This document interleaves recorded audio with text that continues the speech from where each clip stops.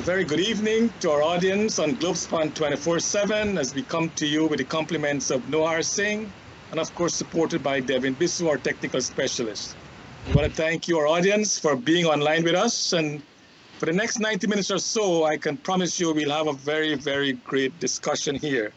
Before we start our program, we also remind you that as we say goodbye to summer here in the Northern Hemisphere, summer is now gone for 2022. As we enter into autumn, soon we'll see the changing of the leaves, and then, of course, winter will be on us. Of course, in the Southern Hemisphere, they have just finished their winter, and they are now entering into their spring, different parts of the world. Today also is the new moon, and for many Hindus, we know they start celebrating what is called Navratri or Navrat. We want to wish all our Hindu brothers and sisters a very happy time of the Navrat. Also in the Jewish religion, they're celebrating Rosh Hashanah. In a few days, they'll have Yom Kippur as well. So we want to wish all our religious people all the best as we enter into the new month. And as we enter the new month, the Amazon warrior has finally woke up. We are so excited that they have won 4 matches in a succession. Tomorrow, we all know they're playing again. The Barbados, whatever the Barbados team is called. And we hope that they win that match and go on to the final. As you know, this is the 10th year, 5 times of the last 10 years, the Amazon Warrior was in the finals and they lost every single final. We hope that this year we'll have the success of being a very successful stint for the Amazon Warriors. So again, we want to encourage them and to wish them all the best in tomorrow's game against the Barbados Royals. This evening, we are discussing politics governing the oil contract and the gas ashore project. And who else to discuss it with us? The 2 prominent Guyanese, some 2 stalwarts who really standing up for the rights of Guyanese, if I can say that boldly. And it is our great pleasure to invite to the program tonight Dr. Vincent Adams, the former head of the EPA, and of course, Mrs. Melinda Janki, who is an attorney at law and who is also fighting for Guyana to get the best part of the deal. So, Dr. Adams, Ms. Janki, welcome to the program. Thank you, Charles. I really appreciate it. And let me say, as an ex-national opening batsman, I feel so proud of the boys and the Guyana team, the Guyana Warriors, and they make me a little bit nervous sometimes. But hopefully this is it here. I guess this year is going to be the 6th time is going to be the charm. but I wish them all the best. Thank you. Mrs. Janki, welcome. Good evening, and thank you for having me on the program.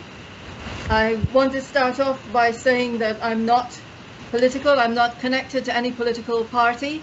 So I want to make that absolutely clear. And I want to say good night, good evening, good day to your lovely audience, wherever they may be.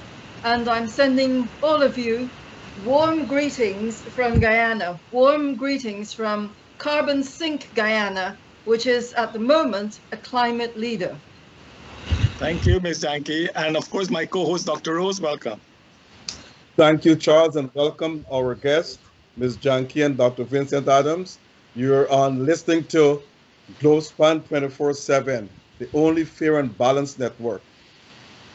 Thank you. And ladies and gentlemen, before we start the program tonight, I'm glad Ms. Janki mentioned it, that this program is apolitical. We don't support a political party. We say it as is, and I'm glad Ms. Janki has reinforced that this is not a political program, and we will speak the unadulterated truth, if that is what it means.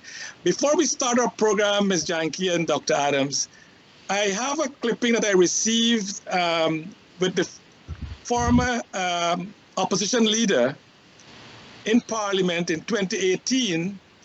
And in that clip, we also have the Prime Minister of Trinidad and Tobago talking about contracts. And then we have a clipping from the critics who interviewed the then presidential candidate of the PPP, Dr. Irfan Ali.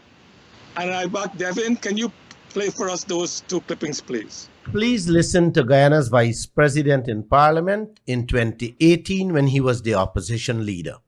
At that time, we had a chance to renegotiate the contract to bring more benefits to Guyana. Mr. Speaker, that company walked in because they're very smart, big company. They look out for their shareholders. And so what they did, they walk in with their maximum demands. Our incompetent government trudged in there unprepared and stuck us with a contract that would harm us for decades into the future. They sold our patrimony. Today, he's in charge of the oil sector. What is he doing to correct and renegotiate that contract he cussed down the coalition about? Nothing. But telling us that we have to abide by the sanctity of contract. We can't change nothing. This is the kind of two-face, two-mouth, two-tongue leaders we have in this country. Now listen to Trinidad Prime Minister Keith Rowley, what he had to say about renegotiation of contracts. But there's a willingness not to treat contracts as cast in stone. That while contracts bind us to terms and conditions, if the conditions have changed so dramatically and so detrimentally, then the reopening and renegotiation of contracts is a reasonable demand of the people of Trinidad and Tobago. And we anticipate that our partners in this business will see our claim as a fair and just one. And we anticipate that there will be some reopening of contracts so that at the end of the day, we can all sustainably benefit from the God-given riches of Trinidad and Tobago. That's a leader who cares and has love for his people and his country. Please share this information if you want something decent from your oil wealth. We could hold an issue for another time. I'm going to have you another time before it's coming out. Two things, burning questions that are affecting people. We got 5 minutes and I need these two questions answered. People are asking these questions. The oil contract. Do you agree with the 55 billion signed away global witness report? And will you revisit the oil contract? We have made it very clear, but we can never agree. How can, I don't think any Guyanese agree with this. No Guyanese, except the government that is defending it. We have made it very clear that we have to go towards relooking at these contracts, renegotiating these contracts, looking at contract management, and all of these things. Everything we have to relook at because we have to ensure that our country does not get the wrong end of the stick. So everything is on the table for review as it relates to oil contracts. Yes, review and renegotiate. The next thing. Okay, thank you. And ladies and gentlemen of the public and Mrs. Janki and Dr. Adams, before the election, I had a lot of discussion with a lot of Guyanese. And those who supported PPP, they said they were so firm in their conviction that the PPP would renegotiate the contract once they get into office. Now, when you speak to the same supporters of the PPP, they think that you're anti-government, that the PPP cannot renegotiate now, that there is sanctity of contract and all these jazz that they're talking about. And it really saddens me that Guyanese are so, their lineage or their patronage is to political party. We know the leader of the opposition, Mr. Norton. He had an interview with Kaichur News, and Kaichur News published also that he will renegotiate the contract. He actually insists that Kaichur News says that he did not use the word renegotiate, and that is our problem. So we have these two political hegemons that our leaders in Guyana, both sides are against renegotiation.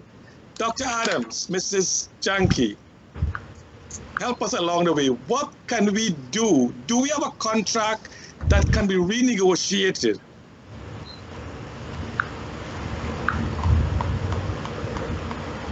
Dr. Adams, you have to unmute yourself. You need to unmute yourself. Yeah, you're on mute. Am I okay now? Yes, yes, you're Okay. fine. Yes. Thanks for playing those clips. Matter of fact, I don't know if everybody heard, because I think it was basically what they said. And I love the quotes whenever I hear it, and I've criticized those quotes obviously for the hypocrisy. Is we've sold our patrimony, and then I think the president even said that yes, when the questions were asked directly, said yes, we will review and renegotiate. So Charles and Dr. Rose, I've spent 30 years at the highest level of the U.S. government, and I wrote, I negotiated, I evaluated contracts. That was part of my life. As a matter of fact, that was a main part of my life. And I'm talking about the Exxons of the world. So I've seen any contract you can think about. And changes are expected. And the one thing that you always have a justification for changing a contract is when there is a major change in any contract. As a matter of fact, in every government contract we had what was called a change control board. A change control board. Every change that comes, it goes to the board, and then you figure out what to do with it in terms of the contract. So all this stuff about sanctity is, like, if you use the vice president words themselves, he likes to say everything is nonsense. It's all nonsense. For example, I was asked, and I was asked in 2015 at the Discovery to review that contract by the past government. And what I say here, like Ms. Janki, when I was working for the government, you guys know I used to criticize the same government that I was working for. I was asked in 2015 at Discovery to review that contract. I submitted a 12-page document that they said that when they had this quintet on one, they said that I was being too tough on Exxon, and I'm going to drive Exxon out to the country. Of course, I said that's a bunch of BS, because Exxon ain't going anywhere. We've got 25% of their recoverable oil. So, but anyway, they refused to go along with what I said, and everything that I had in that contract is coming back to bite us. The first thing is, we should never have had a production sharing contract. We do not have the capacity, as we're seeing right now, to negotiate a contract, to audit a contract. It takes a lot of, you got to verify costs. We have no capacity to verify costs. We should have taken a straight concession type contract, where you say, you produce 100 barrels, we get whatever it is, 30, 40 barrels. We don't have to go through all this shenanigans of going and checking costs and those type of stuff. But let me talk about sanctity. I, at the EPA, changed that contract. It was all over the media when I did it.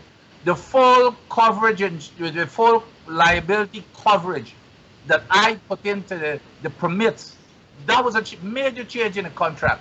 The contract had said that it's, you're going to left all liabilities to the EPGL. But EPGL doesn't have any assets. So I forced the full liability cover. So that was a major change. The other change that I made, in the contract, it said that the government, believe this or not, the government has to give Exxon 7 days notice to visit the FPSO. I changed that for unfettered visit at any time, including unannounced visit. So all this stuff is about sanctity. And of course, we just heard what happened in 2019 with the change that Granger made. So this sanctity is a bunch of nonsense. And again, we've got changes always justify, major changes always justify a contract. I remember now, when we signed this contract, we didn't, probably a lot of us didn't even have a clue that we were going to find oil. So here we find this vast amount of oil. Are you telling me that's not a major change? Are you kidding me? But here's the second part of it. Even if we renegotiate the contract, who's going to renegotiate the contract for us? Is it the same set of people who are even scared right now to ask Exxon? They're scared of Exxon to even ask to renegotiate. Here's the other thing. The contract has a specific clause that says you could renegotiate the contract or change the contract as long as the other party agrees to it. The problem is we have never even gotten the spine to ask Exxon to renegotiate the contract. So those are the people that we're going to ask to go renegotiate the contract. So that is why you find that, and this has no party, it is political, difference here. But that is why they are also scared. Somehow they believe that Exxon has this power to determine who should be in government or not. So that's my take on it. And all this talk about the contract that we negotiated is nonsense. But in any case, even if you renegotiate, who's going to renegotiate the contract?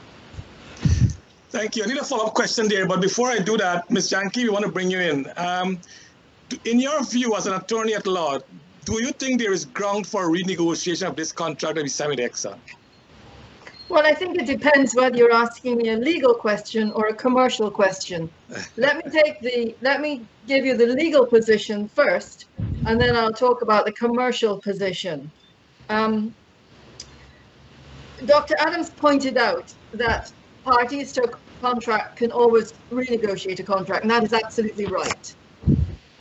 In this particular petroleum agreement, if you look at Article 31(2), it says this agreement shall not be amended or modified in any respect, except by written agreement entered into by all the parties, which shall state the date upon which the amendment or modification shall become effective. So obviously, the parties can agree that they are going to change the petroleum agreement.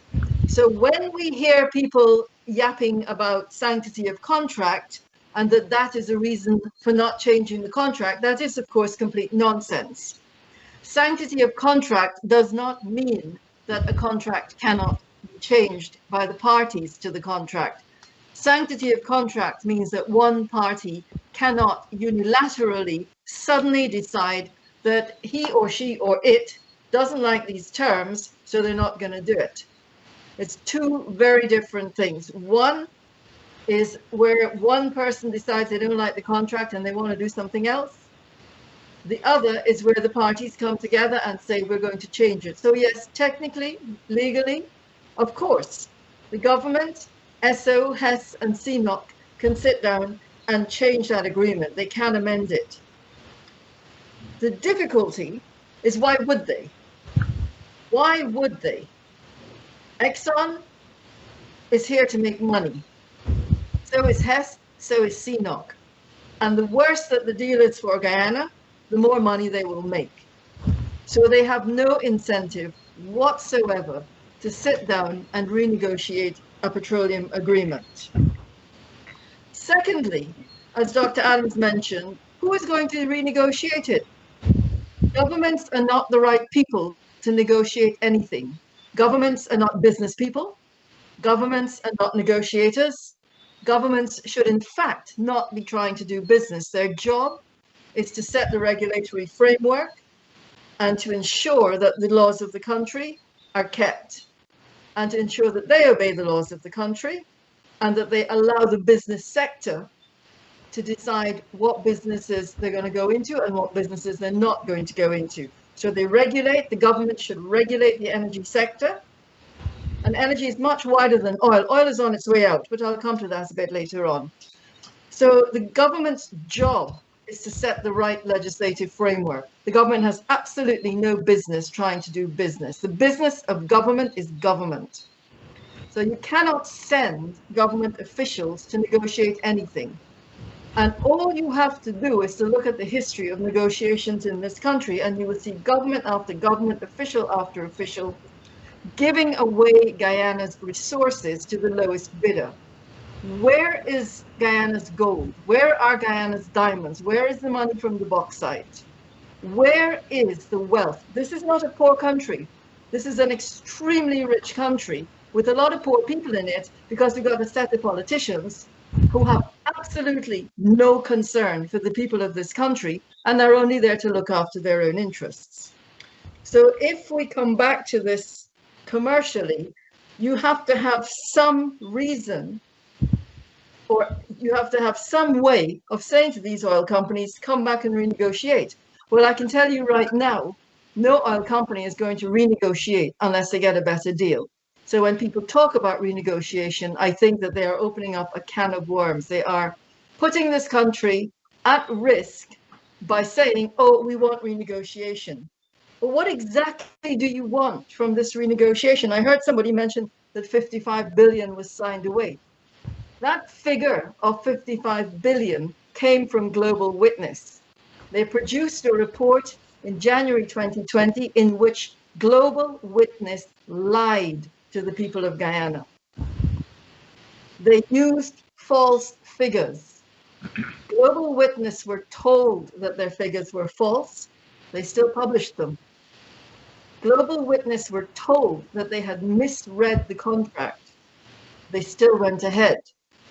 Global Witness was told not to ask for renegotiation, not to promote renegotiation, but instead to show the risks to Guyana so that people in this country could use the law to protect themselves from what is actually a very dangerous operation.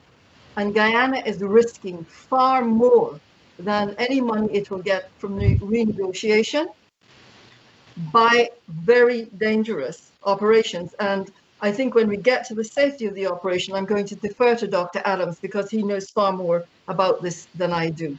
So in summary, yes, of course, parties can renegotiate a contract.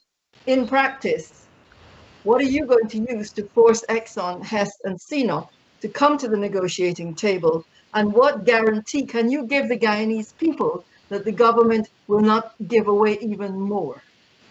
I'm talking here about the petroleum agreement. I'm not talking about regulating their behavior in the field. And we know that there, Dr. Adams has put conditions on them. And that the power to do that is under the Environmental Protection Act. So you have a contract that you want to change. I don't know how you're going to do that. And then you have a deal that is absolutely rotten and dangerous, but there are steps that the regulator can take to protect Guyana. Unfortunately, today, the regulator is not taking those steps. I'm glad you mentioned that, Mrs. Janki, and we'll get into that, but I want Dr. Rose to come on board because there's so many questions that can come out from what you just said there that we hope we can cover some of those tonight. Dr. Rose? Good night again, everyone. Ms. Janki, you have worked in more than 20 countries around the world on contract and projects, Asia, Africa, Latin America, and Caribbean. You are the head of the legal system for the first climate change case in the Caribbean, challenging the oil and gas development offshore. Why are you challenging the oil and gas development offshore? I'm not sure I really understand that question, but before I try and answer it, let me say up front that one of the things that I did in the past, because I don't want this to come as a surprise to anybody, was actually to work for BP at their head office in London, and then subsequently to work on other projects, not for BP, but elsewhere. So I just want your audience to know that background. So I think your question is, why am I challenging the development offshore? The case that you mentioned, which you call the climate change case, and which most people in fact call the climate change case, is actually something I would categorize it a little differently. It is actually a greenhouse gas pollution case. Okay. When you burn fossil fuels, greenhouse gases are emitted. And the impact of that is that it forms a sort of blanket, and it traps the heat that the Earth is radiating back out and causes global warming. And global warming, in turn, leads to climate system breakdown, which the fossil fuel sector has repackaged as climate change. So you'll see everybody all over the planet talking about climate change, but actually ignoring the fact that the problem is is greenhouse gas pollution. The problem is greenhouse gas pollution. Climate change or climate system breakdown is really just one of the symptoms of that. The other impact is that when the carbon dioxide, the carbon dissolves in the ocean, it is making the ocean more acid. So roughly speaking, the two main impacts of doing fossil fuels are this greenhouse gas pollution resulting in global warming and the impacts of that, climate change, rising sea levels, melting polar caps, warmer ocean, and the second thing, which is ocean acidification. Now, the Constitution of Guyana has a very advanced provision in it, Article 149J, which gives people in this country the right to a healthy environment. Now, the United States doesn't have that. The United Kingdom doesn't have that. Many other countries that like to say how advanced they are, in fact, don't have that. So I think we can feel a little proud of Guyana here for actually having done something about 20 years ago that the so-called developed countries are still to catch up with. This right to a healthy environment is actually the same as the right to a healthy environment in the South African Constitution. And again, it's interesting to see that it's countries from the global south leading, while countries from the global north lag behind. This right is in the fundamental rights section of the Constitution, which means that it is enforceable.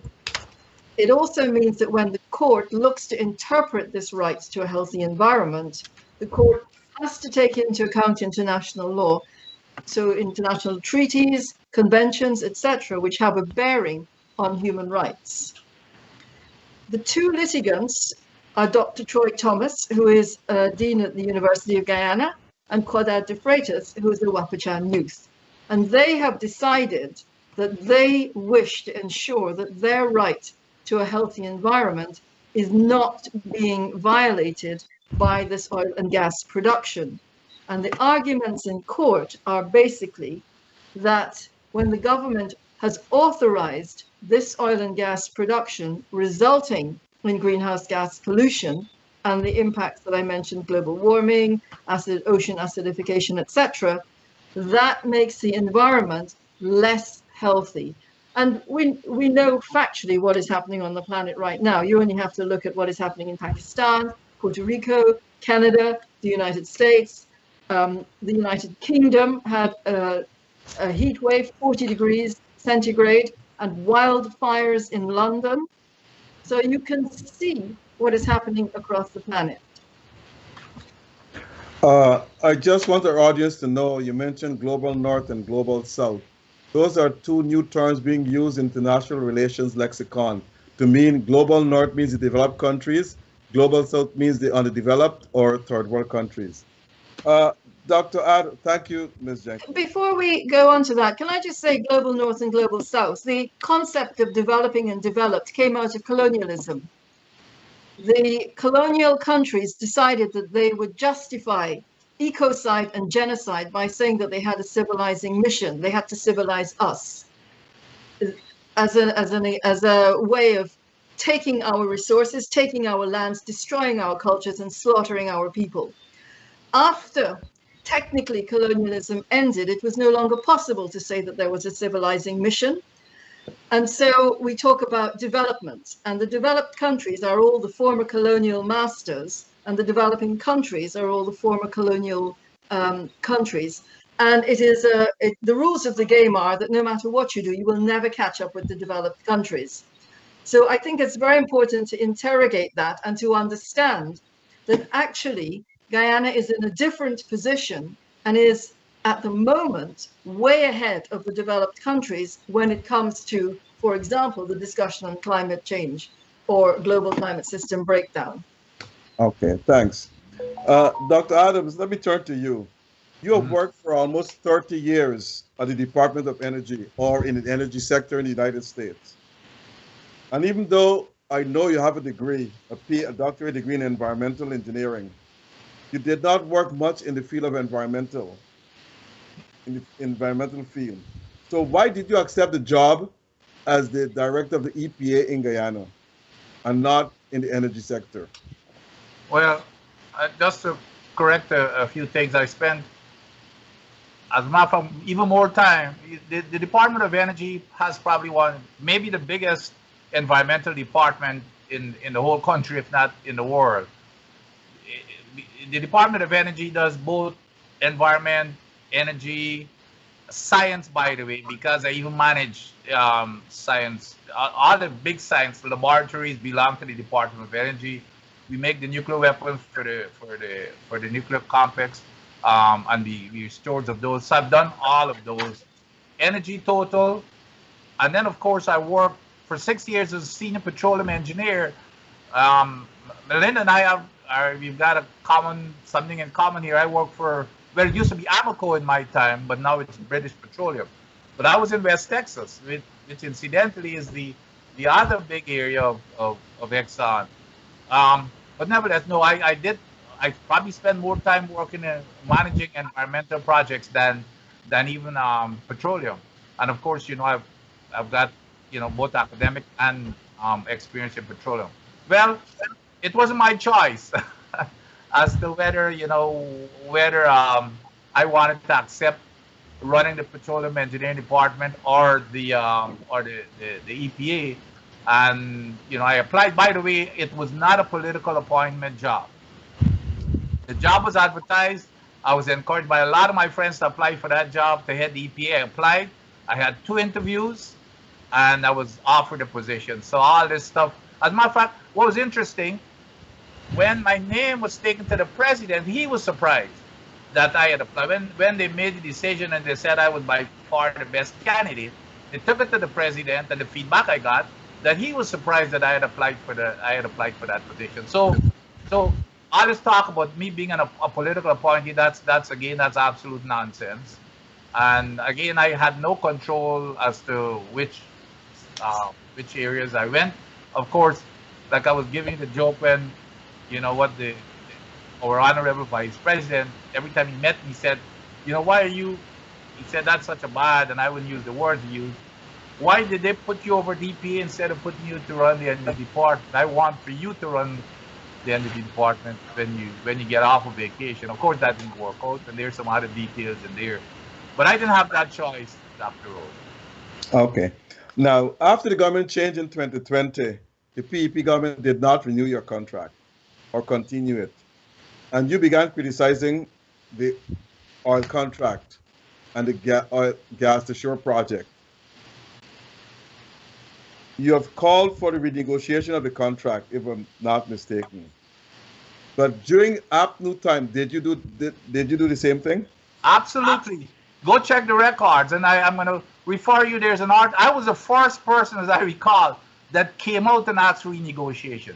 Go check. I think it's February the 6th, 2018. Before I started working, it was on a Sunday front page of the Stabrook News.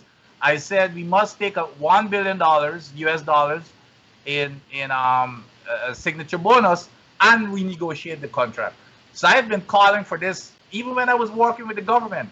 I was probably the one of the biggest critics before it became popular, because nobody would never used to pay attention before that. But that's totally not true. I was one. And matter of fact, the opposition used to love me. They used to put me on their panel discussion, on the discussion panel, because I used to tell it like it is. I went to a conference in London with myself and the head of the energy department, Dr. Biner, remember, and Mr. Dattadin, who is now a minister. Could you believe it? At a conference where I was representing the government, and myself and Mr. Dattadin were on the same side, which was opposing the local content policy. So I do not, and anybody can tell you that I do not mix, take preference or put politics in front of my professional, By the way, Mr. Dattadin is not a minister; he's the member of parliament. So I thought he was a junior minister, but I could be wrong. Sorry. Yeah, he's the chair. He's the chair for the airport. How were you fired or terminated? What were you told? Briefly. Well, all I was told, I received a letter. I can't remember the day of the week. I received a letter signed by the permanent secretary. And what was interesting, Mr. Jagdio was supposed to be my minister that I report to. It came from the PS. He wasn't copied. And Minister Teixeira was copied, which was kind of interesting. and I was asked to go on leave. The leave that was owed to me, I think they said 120 days, which was inaccurate, and I notified them of that. But what was interesting, the very next day, the Honorable Vice President called me the next morning and said, "Hey, don't worry with all of that. You know, again, they should never have put you there over the EPA. You should have been in the oil sector. I want you to run the oil sector for me. As soon as you come back, here's my personal number, by the way. As soon as you get back, call me." And then, if you recall, at many of their outreaches to the public and press conferences, the question always came up, okay, what are you going to do? You know, where's Dr. Adams? When is he going to be back? And both the president and the vice president kept saying, oh, no, you know, we've got to, you know, when he comes back, he's going to go in the oil sector. And I even received a call from the president's office indicating that, you know, when I was on vacation, by the way, but I don't know what happened. Subsequently, when I returned to Guyana, I was told, you know, my contract was not going to be renewed. So I don't know what happened, you know, between that time that I was being quoted by the honorable vice president, and so that's how the decision was made. Charles, over to you. Thanks, Dr. Adams. Ms. Janki, you listen to Dr. Adams, and he is for renegotiation of the contract, but you're giving us, if I can pick you up right, you're saying it will not be good for Guyana. What do you mean by that? I think you have to understand this renegotiation point. What Dr. Adams has done is to use the legal powers that already exist to ensure that there are proper conditions on ESSO's performance. So, for example, if it hadn't been for Dr. Adams, we would still be running around wondering what is happening with insurance. There is a provision in that permit which he put in requiring them to have insurance. He has also put in a provision into the permit requiring parent company indemnity, which has no limit on it. And if you saw the news yesterday, you will know that we have filed a case to enforce that permit, enforce that condition in the permit. So if you simply say to Exxon and Hess and CNOOC, come and sit at the table, we want more money, there you will get absolutely nowhere. If you say, I'm looking at this operation and I wish to impose terms on you, and I wish to enforce the provisions of this, or really, in my view, this operation should be shut down because I think it is so dangerous. It should be shut down. There should be an independent, international, credible investigation into those operations, and it should only be restarted if it makes sense. And it is at that point, in a discussion for restarting, that the people of this country can say, well, this is what we want instead. Because let me tell you that petroleum deal is one of the most abusive, exploitative deals ever inflicted on a sovereign people. So let's be realistic about renegotiation. You have to have something that makes the oil companies do things differently. And the only thing we have at the moment is the legal framework, which is why the World Bank tried to dismantle it. The World Bank project, which incidentally is illegal, they signed that project with a Minister of Finance who was not a Minister of Finance. So the project itself is illegal. The World Bank then brought in lawyers who represent ExxonMobil to try to change Guyana's laws. That is what is going on. And I think one has to be very, very careful about opening up space for entities like the World Bank to come in and destroy what little Guyana has. The World Bank wanted to allow ESSO to flare until 2030, when there's no provision in our law that allows them to flare. Now we know that the permit has been changed for flaring, and they're relying on the polluter pays contract and that polluter pays principle. That case is in court as well, and we are waiting for a decision from the judge. And in fact, the time for that decision has expired. There's a statutory period of time when a judge has to give a decision. That statutory period of time has expired. So we're simply now just waiting for a decision. So basically, Guyana can actually change the conditions under which these companies are taking petroleum out, but it has to be done in a way that is within the regulatory framework and is not begging them to come and sit at the table and begging them for more money, because they will not give up a single dollar. They can't. Their duty is to their shareholders. The worse the deal is for Guyana, the better it is for Exxon, the happier the shareholders are, because the more money they will end up getting. Ms. Janki, as you know, the agreement, the contract that we signed with Exxon and so on, it says no future laws that is passed in Parliament can interfere with their contract. So what you're telling us that with the regulatory framework, that is future event. My first question to you, do we have a regulatory framework to deal with the oil and gas sector? Of course we do. I mean, and I think that this is another myth perpetrated by people who don't want to change anything. We have a perfectly good Environmental Protection Act. We've seen Dr. Adams use that power to rein in the oil companies, and that is precisely why the World Bank has been trying to dismantle it. And we've seen certain sections of civil society also wanting to change the Environmental Protection Act because, well, they have their own reasons for wanting that. I am not talking about future laws. I am talking about using the existing regulatory power and exercising that power for the benefit of the people of Guyana, rather than allowing the oil and gas sector to do whatever it wants. And there's a very important point here. I think it was Dr. Rose who asked, why did Dr. Adams go to the Environmental Protection Agency instead of the petroleum sector? Well, let me tell you, my own view is this. If an Environmental Protection Agency is dealing with the oil and gas sector, I want somebody heading that agency who knows how oil and gas companies behave and is not going to be fooled by them, and knows what the dangers are, and knows what the technical operations should look like, and knows when things are beginning to go wrong. When Dr. Adams was there, he fined SO.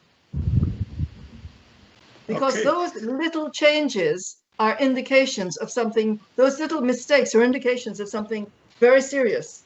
So I'm glad you mentioned that you brought it up in the forefront, because I think there's a misconception, you rightly said, that we don't have the regulatory framework. You're saying we do. So it means, therefore, that within the existing laws that's in our books, we can bring Exxon to the table. Is that, I'm getting you correct in that way? No, what I'm saying is that we have to enforce the laws, and we have to impose conditions on the oil companies within the framework of the law that already exists. Okay, Mrs. Janki, is there a specific part of the law you think we can implement that will bring more benefit to Guyana now? I don't know what you mean by more benefit. It seems to me that you're very focused on the money. Well, I'm not at all focused on the money. I don't care about the money. What I care about is the safety and security of the people of this country. The money is not important, because right now, given that operation offshore, the Guyanese people stand to lose far more than they will ever gain from any renegotiation. And unless and until those problems are corrected, this country is in serious problem.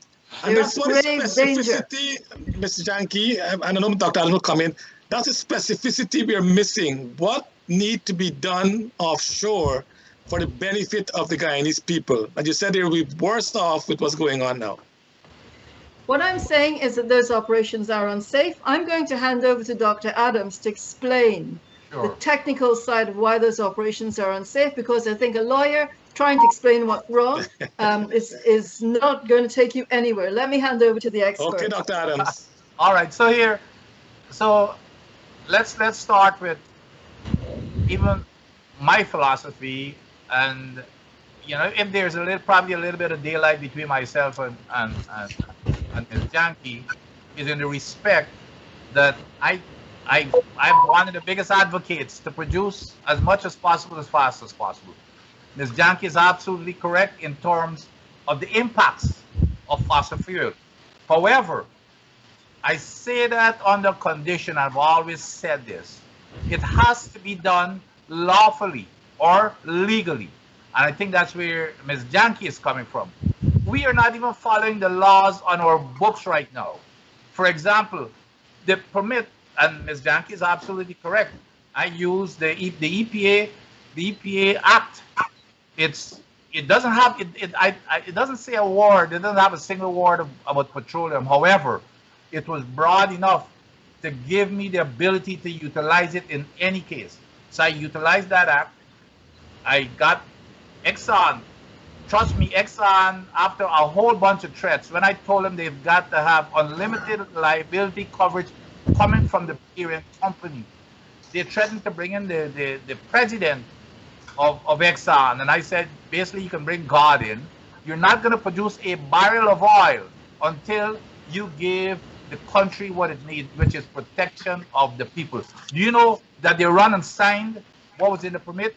Do you know that we were negotiating because they said, well, you know, we can't sign a parent company guarantee, a letter. And this letter, by the way, and when I hear Mr. Datadin and the minister, the other ministers in Parliament, when they were debating MP's partisan motion to have full coverage liability, they say, well, it's going to cost too much. Well, it doesn't cost a dime. It's a guarantee from Exxon and the other two parent companies to say, if anything happens, you've got $600 million as insurance, according to what you're saying. Anything over and above that $600 million, we shall cover. They had agreed to that. That's what's in all four of the permits. You know what's interesting? The president himself said a few nights ago on the Glenn Lal show, when Mr. Lal asked him, he said, hey, oh, it's in all four of the permits. I almost fell out of my chair because when I used to talk about this, he used to say that I'm dreaming this stuff up. So he has admitted it's there. They've put it in there, but we've got two operations, Laser 1 and Laser 2, that we allowed to operate without satisfying those requirements. That is lawlessness. And I think that's what Ms. Janki is saying. The second part of it, do you know the EIA, which is the Environmental Impact Assessment, it's the Bible of any safety operation. You know what it says in there? Thou shalt not, the safe operating limit is 120,000 barrels per day for Laser 1. Do you know what we are operating at today? 150 plus barrels per day. When the EIA says that's a safe operating limit, you go through all types of analysis, the size of the equipment, the pressure that the equipment can stand. We are putting the entire system at risk. The law, remember what Ms. Janki is saying, the law says the maximum you can go at is 120,000 barrels per day. We went there, as a matter of fact, it says the operating limit is 100,000 barrels per day. What you normally do, you move back about 10 or 20% below your safe limit, so you could never get close to the safe limit. They ignored all this, and they went not only close to it, they went way above it without going through a process to change that EIA. So when you hear these type of things, you know, so those are the kinds of things that Ms. Janki is talking about. Exxon itself, let's look at the safety culture. When I was there, they had 6 small spills. It was in the newspapers, by the way, because, you know, I was very open with the media. 6 small spills. I gave them a pass on the first 3. Do you know that, and this is within less than a year. And you know what it was for? When you go buy any electrical appliance or anything, if you remember that white tag it has, it's a safety operation tag. It says, don't do this, don't plug it into more than this because it can cause a fire. You know what it was? It says the hose, it has a stick on it that says, you have to inspect these hoses before you use them. They didn't inspect it, they put it in the water, the hoses leak. 3 times they get a pass. And we warned them. They went ahead and did the same exact thing. We took them to court. We fined them as soon as we left. As soon as I left, the PPP government dropped the case. Not only did they drop the case, they did not renew the lawyer who was fighting the case, a young, brilliant lawyer. They did not, they got rid of him basically. So those are the kinds of things that Ms. Janki is talking. Here's another one for you. The international standard says you cannot dump produced water. This water, it's hot. It's like almost 3 times the temperature of the ocean. It has oil in it, oil concentration, because you clean it up to a certain concentration, but you can't get below other concentration. I run some rough calculations. The concentration that is allowed when you dump it into the ocean over the life of offshore development, we'll have dumped hundreds of thousands of barrels of pure oil, even though the concentration looks very small that you're allowed to dump. Do you know that a team not only of the EPA, I was leading the discussion, a team of the EPA, the GGMC, the Department of Energy, and Alison Redford, that this government itself brought in to expedite the Payaro. We made a decision and directed Exxon that they will not dump any water. They will have to re-inject it back into the reservoir, which is what the international standards call for, the World Bank standard called for. As soon as I left, they ignored that. They're now dumping that water. Flaring. The same team made the decision that there shall be no flaring. As soon as I left, guess what they did? Not only did they ignore the zero flaring policy, they added a clause to allow Exxon to flare as much as they want, as long as they can pay for it. Now, how egregious could that get? That's turning any environmental principle on top of the head for a small fee. And this small fee, by the way, if you run some calculations, and all they've got to do, by the way, is cut back on a small percentage of the production, maybe 5 or 10% of the production, and you're not going to be able to flare. But if you calculate that incremental amount that they would have to cut back by in order not to flare, it's 30 times. When you calculate the cost of the oil that they're going to be losing, that oil that they will have to cut back on, their revenue would be 30 times the measly fee that they're paying for flaring. So every time, I cringe every time I hear, and I feel embarrassed every time I hear the government officials going out there and bragging, especially the Honorable Vice President, well, this is the first time that we're charging a fee. I cannot believe it. It's really embarrassing, but Exxon is having its way. So those are some of the things that Ms. Janki is talking about. And let me tell you something. A lot of people, Guyanese better start taking this thing seriously. If we have a spill offshore, I don't think people even understand what it means because it never happened. But everything is not only devastating Guyana and the fishery and stop it will stop all operations, and who knows if it would ever start back. But what is going to happen to the rest of the countries that depend on tourism? If you run the models, it would wash away all of the beaches. Trinidad would be the first. It would go Venezuela. It would go throughout the Caribbean, as far as Jamaica, if you run the models. So how are we going to pay that? Do you know how much the spill, the BP spill in the Gulf cost? $70 billion, and they're still cleaning up stuff. Do you know how much this government is now offering with my, what I was able to put into the permit and what they had agreed to in terms of the parent company coverage? They had agreed to it, by the way. You know what? I'm sure that you guys are reading the news and listening to the Vice President. They are now agreeing for Exxon to only come up with when I said unlimited, it doesn't matter what it costs, which is what's in the permit. They said no. They want to limit that to $2 billion. Now here's the BP spill, $70 billion. They want to limit it to $2 billion. Now you tell me, you know what's Guyana national budget? It's about $2 billion. So here it is. Let's say Exxon covers $2 billion. Who's going to cover that $68 billion? Not to mention what the other islands that are going to be their economic is going to be a devastation to their economy. Who is going to cover that $68 billion? That is what the current administration is agreeing to, which is egregious.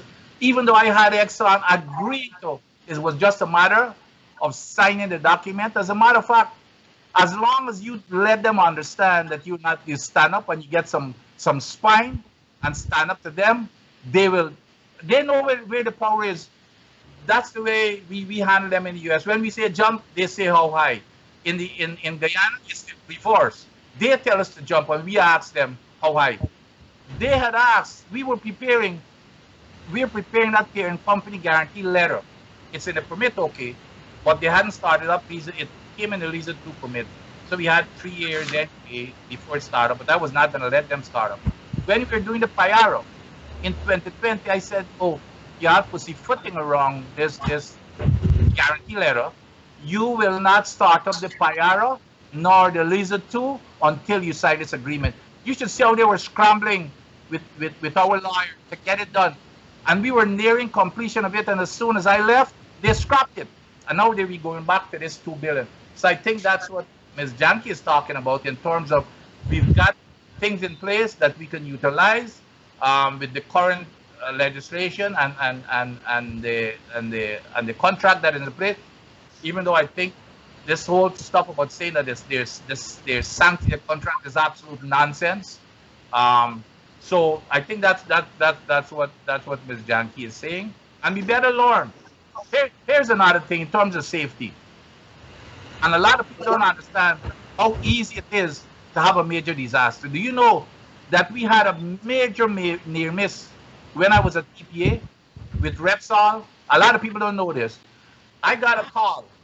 I was out of the country at the time. My officer called me and said, "Oh, Doctor, we just had a little spill of mud. The mud is really innocuous, 74 barrels of mud." I said, "What?" So this is Exxon reporting. It's no big deal. So that was his thing. Well, of course, you know, the guy who's calling me didn't have the experience. I said, "I need for you to send out a team. I need for you to get somebody from GGMC. I want an investigation immediately. And I want for you to go there and interview everybody involved." You know what had happened there? They were dumping mud. A valve failed. And instead of that mud, we circulate the mud. The drilling mud is the blood of drilling wells. It has to be thick enough to bring up all the cuttings when you drill that hole. Bring up the cuttings, it drops the cuttings out, and it recirculates back into the hole, etc. And it has to be heavy enough. This is even more important. It has to be heavy enough to withstand any pressure in the reservoir. We were dumping that mud into the ocean without recycling it back into the well. What could have happened there? You could have had an empty hole without any pressure to withstand that pressure from the reservoir. We could have had one hell of a blow had it not been for God's work to have one of the employees pass by. I don't know what he was doing on his break or something, and luckily he saw the mud being dumped and he caught it early. So these things happen. We had an incident in the North Sea that killed 169 people in the North Sea. Big explosion with a simple thing, not following procedures. So when they do not follow procedures that say simple procedures such as inspection of, your tag and your own procedures, because they had it in their procedures. They were not even following their procedures, and they did not even follow manufacturer's procedures, even though the permit says that you have to do it. And we decided to take them to court, and they refused to even pay the fine of $500. They refused to pay it. Of course, I would have gone to the greatest length, and I know we couldn't lose. But so that's the philosophy. That is their culture. So all this stuff, when people are laying back, and then we taking their word for it that they're going to operate safely. I have been through this. I've had it. I've had the experience where, if you have such a spill, we are in serious trouble. So I think that was Ms. Janki was talking about in terms of a safety culture. And if you don't do the little things, the big things are going to come and bite you. It's a matter of culture, and culture doesn't discriminate between whether it's a small problem or a major one. I'm glad you mentioned Dr. Adams. Just one second, Doc, before you go on. I don't will come on. Yeah, go on. I just want to let Dr. Adams know that he gave a conservative figure. It's $90 billion it costs for that ExxonMobil. No, but the other thing I want to ask you, Dr. Adam, just for our listeners' sake, can you explain what flaring is? Because most people don't know. Briefly. All right. So what happens when you produce oil? The oil, you comes up. Everybody sees the oil, but oil comes up with water, and really salt water, hot water, because it comes from really deep into in the bottom of the earth. So you produce water, and you also produce a lot of gas depending on the reservoir. In the reservoirs that we have, and this here is a key number or parameter that everybody needs to remember. On the average, right now, it increases from time to time with the age of the reservoir. But right now, every barrel of oil that comes up out to the ground brings up about 1,200 standard cubic feet of gas. Of course, a barrel doesn't hold 1,200 cubic feet, but when it comes up, that's why it says it always qualifies by saying standard, because the pressure, it expands. So if you got a room at atmospheric pressure, it's gonna occupy. So every barrel that comes up. So guess what? They're supposed to re-inject both the water and the gas into the reservoir. Now, what happened now? But you have a flaring system just in case something happens on the ship. The equipment isn't working for that short period of time. You burn the gas, so you burn whatever excess gas there is into the system, but you cannot burn the gas during normal operations. You cannot flare. The permit particularly says flaring is prohibited. Flaring is prohibited unless under emergency, under maintenance. Maintenance is when you shut down. You're testing out equipment and start up. So flaring is the burning of the gas.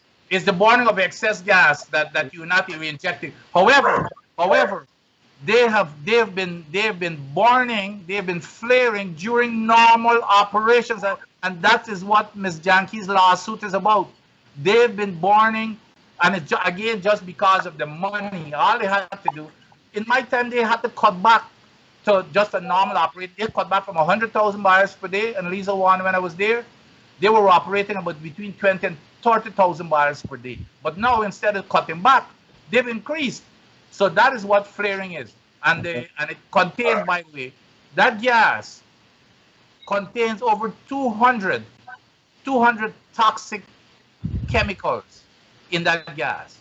And that's what causes the climate change, the carbon dioxide. But, we're using the excuse that they're paying for it. Like I said before, rather than if you cut back, you're going to lose 30 times what you're paying in the fee. So it's a big hoax to the people. So I wish that they would stop talking about it because it's an embarrassment. The water, by the way, is the same thing with the water. You're supposed to re-inject the water back. The water is hot, it has oil. In addition to that, it has radioactivity in that water. It has lead, mercury, just name the chemicals and toxicity that it has in it. And we're dumping that water into the ocean. That's where it's going, into the ocean. And then we're using the ocean water to re-inject the clean ocean water to inject into the reservoir to keep up pressure. When normal operations is you inject it. And like I said before, the government advisory group of those three agencies, plus Ms. Alison Redford itself, that they brought in, as a matter of fact, she was even more adamant than I was, if that's possible, that they have to have zero flaring and no dumping of the water. And as soon as I left, they just turned everything on top of its head. And so that's why we're in this dilemma here. And and so when they brag about it, it's very detrimental. Okay. Ms. Janki, I know Dr. Adams did an elaborate discussion there, but before you come on, Dr. Adams, just in perspective, the Gulf spill really was in that Gulf, and it affected the U.S. coast and maybe part of Mexico. If Guyana spill was to happen, it will be in the open Atlantic. So that's disastrous, as you said. And that, which means that it would wash away. It would wash away the entire Caribbean if you run the model, because we ran the models. If you have a certain amount of spill, where it would go. And to get back to this whole legislation thing, We don't have to go. Look what happened with Peru. Peru had a very, very small spill of 12,000 barrels per day. So Peru had to restrict even the managers from leaving the country. They couldn't leave because they weren't meeting their obligations. Peru has taken them to court for $4.5 billion for that small spill. And on top of that, the Peru government has already putting into legislation new laws to make sure that that doesn't happen. So why can't we make sure that rather than waiting for something to happen, to make sure that we implement the laws that we currently have, such as the full coverage insurance, full parent company guarantee, which is the major thing, and of course, making sure that we follow the laws of the country. That's the most important thing. This is lawlessness, and it's about greed.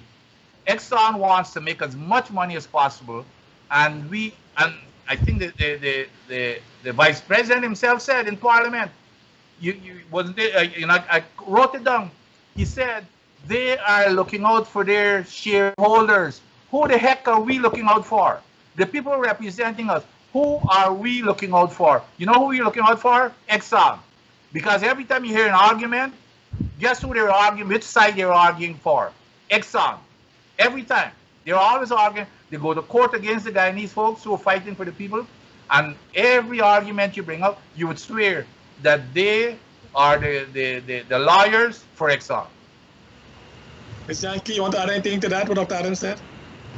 I do. I think that was a perfect demonstration of the point I made earlier, why it's important to have an oil and gas expert heading the EPA when it's dealing with ExxonMobil and the other oil companies in this country, because the wealth of technical knowledge and the experience that is brought to bear from Dr. Adams, we don't have anything like that in this country. I have to say, Dr. Adams and I have been on opposite sides. We've had our discussions, but I have enormous respect for his technical ability and his commitment. And we cannot continue with an environmental protection agency that lacks the understanding and the willingness to stand up to ExxonMobil and the other oil companies in this country. Now, before Dr. Adams came to the EPA, you have to do environmental impact assessments. That's also in the Guyana Environmental Protection Act. Now, what happened? The permit was issued on the 1st of June 2017 to ESSO, and it says that they are entitled to carry out the project in the manner indicated in the approved environmental impact assessment dated the 1st of June 2017, the environmental and socio-economic management plan dated the 1st of June 2017, the revised oil spill response plan and wildlife response plan dated the 1st of June 2017. So the permit is dated the 1st of June 2017, so are all of the other documents. When did they read them? The EIA was really badly done. It was done by ERM, and in my view, it did not meet the requirements of the legislation. Under that EIA, ESSO is allowed to dump 4,000 barrels of sewage into the ocean every day. We have asked, where is this sewage coming from? We don't know. There are only a couple hundred people on board the floating production storage offloading vessel, so clearly they're not producing 4,000 barrels of sewage. 4,000 barrels of sewage over the life of the project is 1.2 billion gallons of sewage. Now, the Liza 1 has about 1.2 billion barrels of oil. So roughly, for every barrel of oil they take, Guyana's getting a gallon of sewage. And I think that is the best description I can give you of this petroleum deal. Before Dr. Rose come on, Ms. Janki and Dr. Adams, if the President of Guyana, President Ali, were to call you tomorrow to be his advisor, what would be the #1 action you will recommend that Guyana should take immediately? Mrs. Janki. Oh, shut down the oil operations until there is a guarantee that this is being done safely. There is no point in playing with the safety and security of the future of this country and the people of this country and the people of the Caribbean. When a country does not do its due diligence and there is environmental pollution, you are liable under transboundary liability under international law. I don't think this government realizes how reckless they are being with the future of this country. And Dr. Adam, before you answer the question, one follow-up question. What should the people of Guyana do to ensure that the president carries out what you recommend? Well, what do you well, you know, I think the one thing that is lacking in Guyana, I've said this before, by the way, even in the past administration, there's no accountability. You know, you can't, I'm not the one to advocate going out there and, but the thing is in Guyana, we've got a bad political system, if you will, where the politics is a long race. Of course, my mother's Indian, by the way, my father is black. And so I see it from both sides all the time, as with no partiality whatsoever. And unless that can change, the one hope that we have is that with the new generation who doesn't remember anything of Barnum and Jagan days. So, and the politicians play upon that racial divisiveness. And I even had a run-in with the honorable vice president, but I'm not gonna go into that. But to answer the question though, as what Ms. Janki said, the one thing that I would do immediately is to have an independent. I know Ms. Janki is talking about having an investigation team. It has to be independent. To be honest, I do not trust anybody in the government, because that's the first thing. Any investigation that government has, it's government people. It has to be truly independent to come in and do an investigation to make sure that it's up, and you give them a certain window of time, 3 months, 6 months, or whatever, to say, okay, that they have to go ahead and they have to fix it before they can continue the operation. So that's basically what I would. If the very first thing. Of course, there are other things like making sure you've got competent people, making sure the EPA is really an EPA and not a political arm of anybody, because that's what's happening here. The one thing I did when I was there is separate. No politician, and they knew that. The ministers and they couldn't call me to tell me who to give a permit to, or Exxon couldn't walk into my office and tell me. I told them what I wanted. As a matter of fact, my standard to Exxon and all the big multinational companies is, the very first thing I told them was, I will not accept any standard, anything that you don't have to abide with in countries such as the United States. And unless we stand up and get the backbone to do that, we will never get any place. So that's the first thing. And of course, is making sure you have a competent staff and those type of things afterward.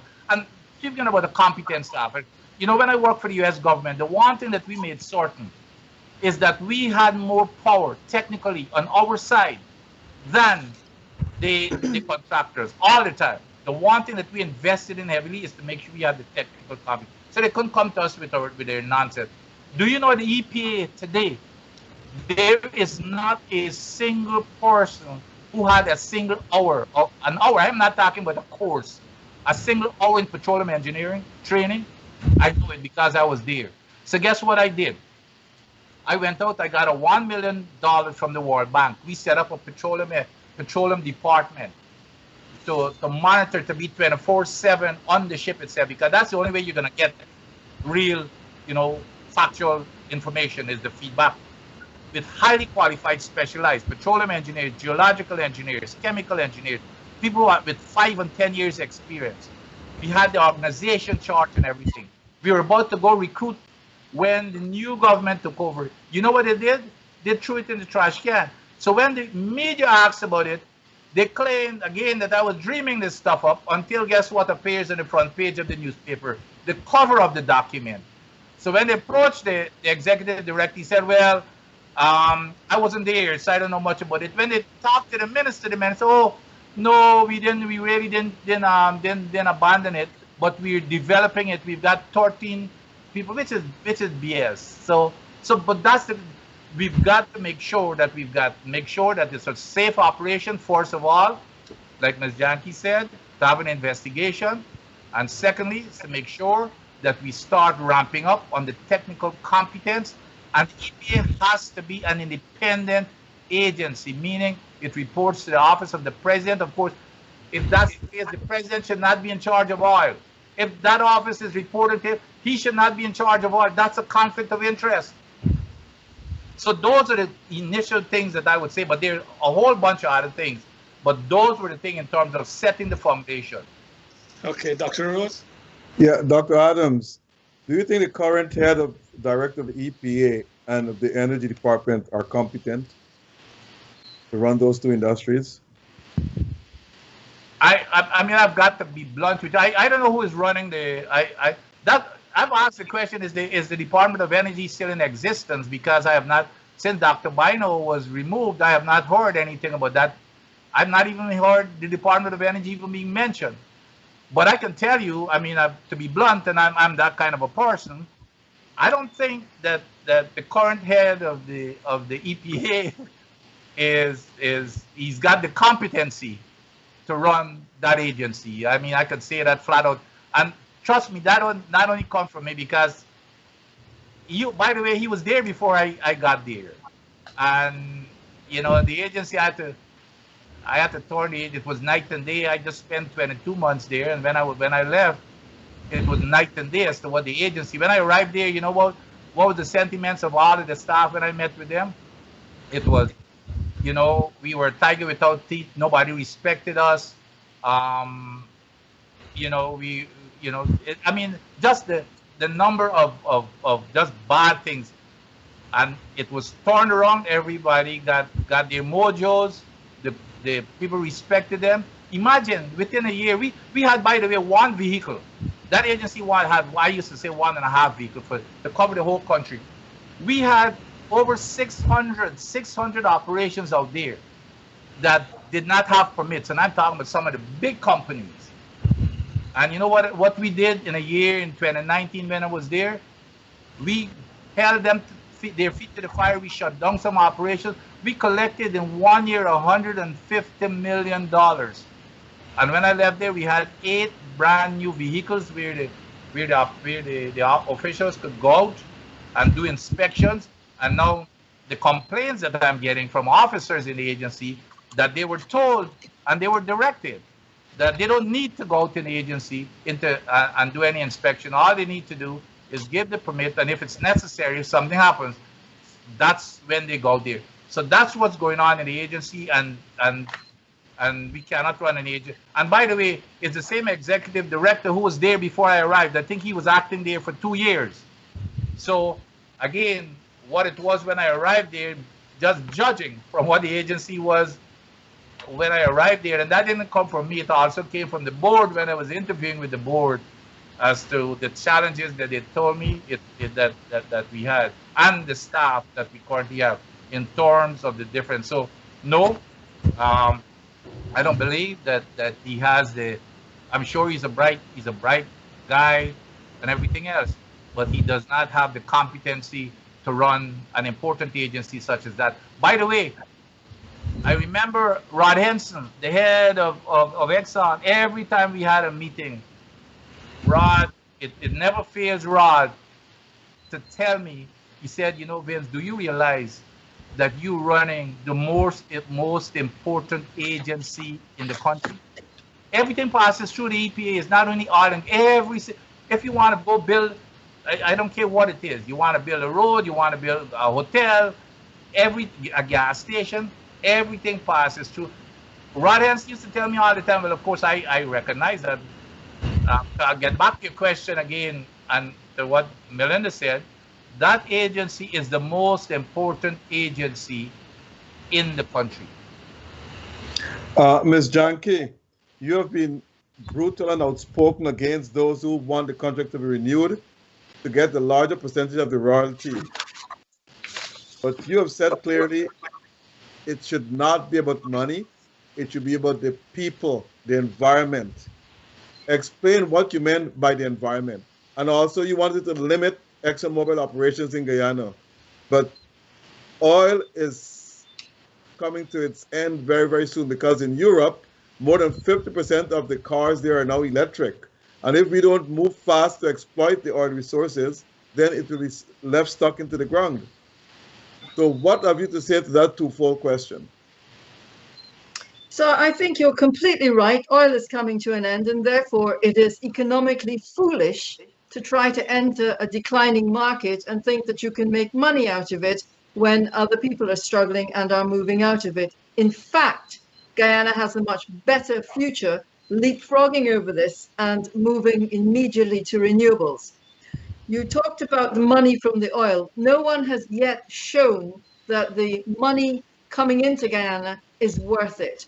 Guyana gets 12.5% of production, so 12.5 barrels of oil out of every 100, plus a 2% royalty, which is, of course, ridiculous. And the remaining 87.5, the remaining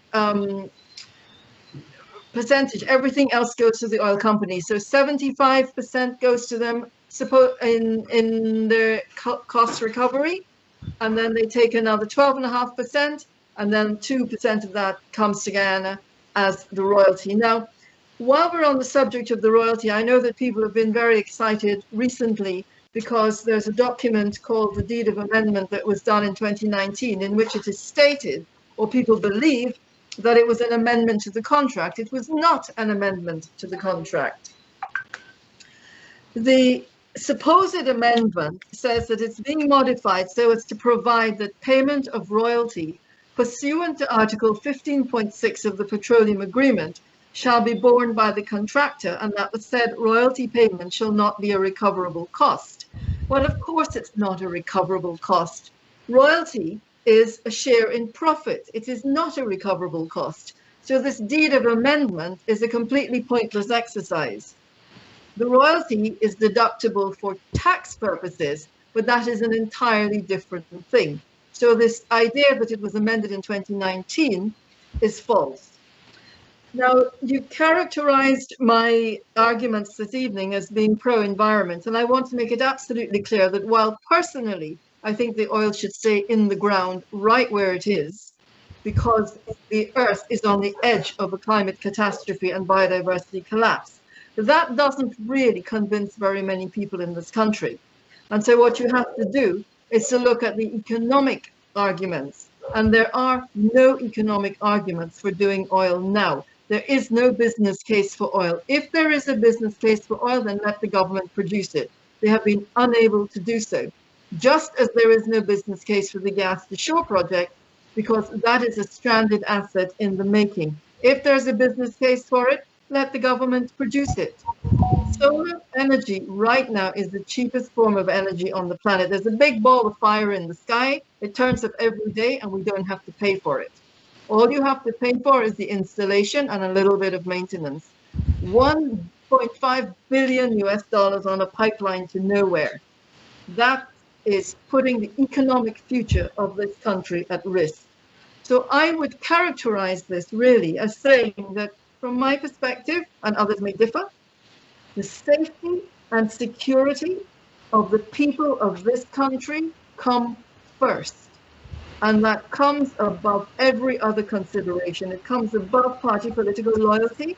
It comes above this contract. It comes above the financial, it's a financially disastrous deal anyway.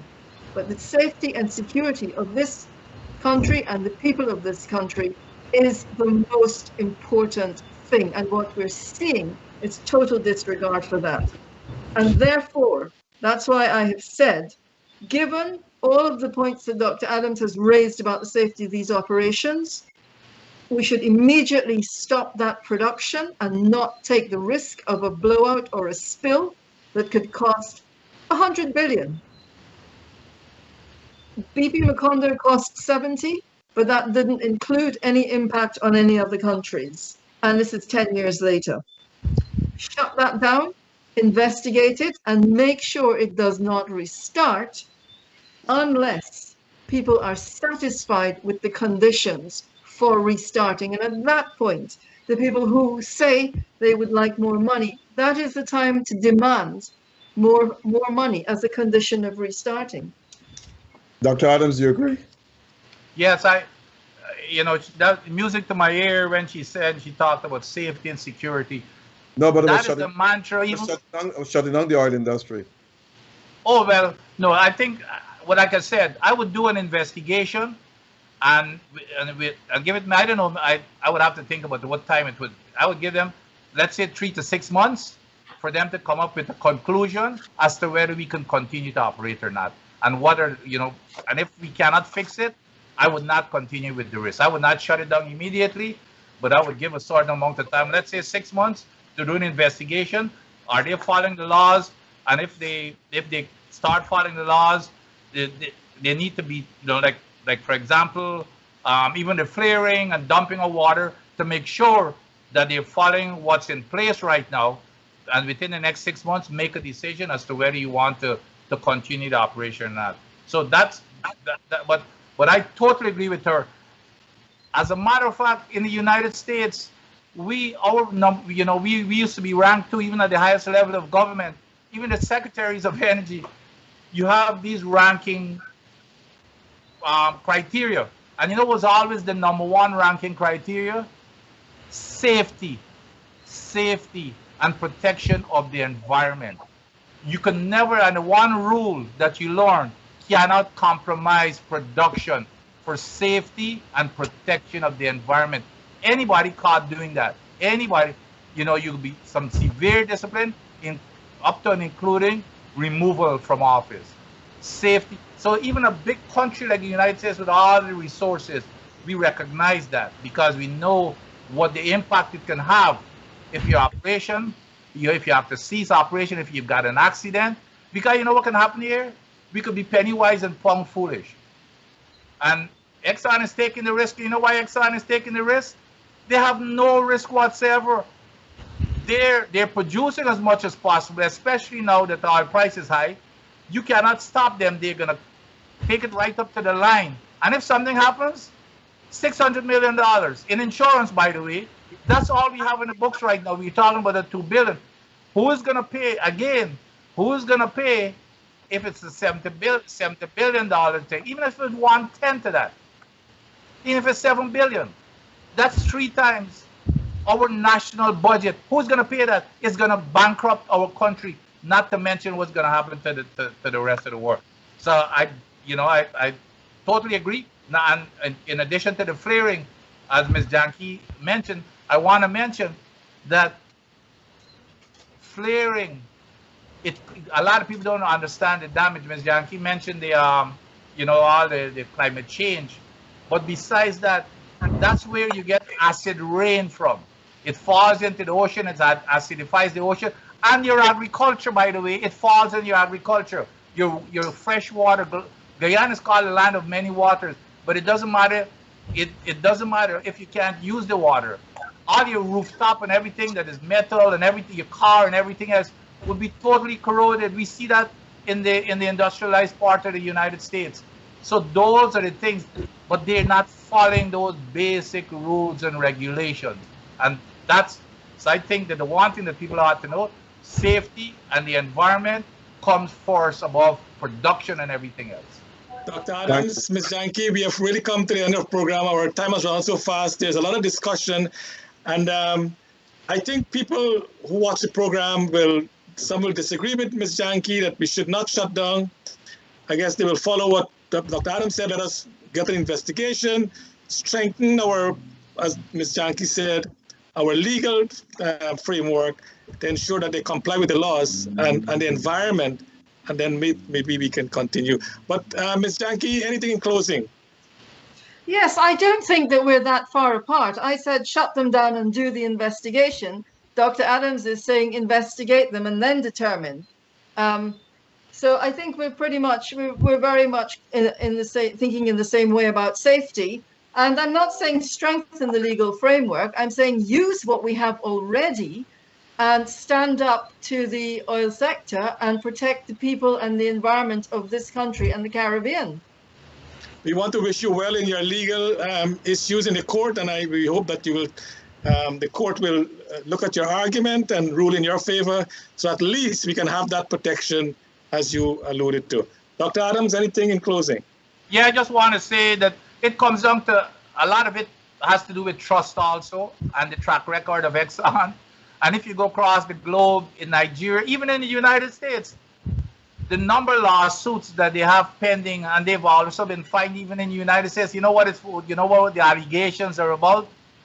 For fraudulent reporting of information of their operations. And defendants, for example, this year is from in Texas. Defendants, meaning Exxon, made materially false and misleading statements regarding the company's business operations and compliance policies.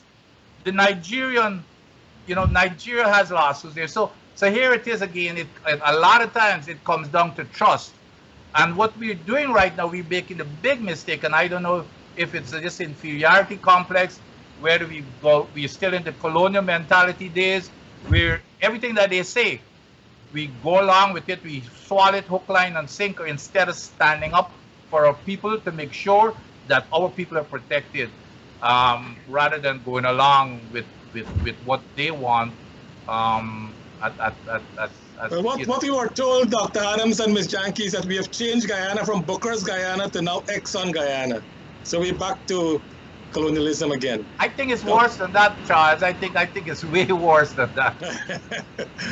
Okay, Dr. Rose, anything in closing? Yes, the views expressed tonight are those of our list of our guests and not of Globespan 24/7. And I want to tell all our audience, independent views. This network is fair and balanced. We bring anyone here to express their views, irrespective of political affiliation, ethnicity, or whatever it is. We want to be fair and balanced to the nation. So I hope that no one takes our views to mean that we are anti-government or anti-opposition. We are neither. We just want what is right and promote what is right for Guyana and the people of Guyana. Thank you. Thank you, Dr. Rose. And we want to again wish our Hindu brothers and sisters happy Navratri, and of course to the Amazon warrior, good luck and bring home the trophy. God bless our great country, and thank you guys so much for bringing our program tonight. Until the next time, God bless.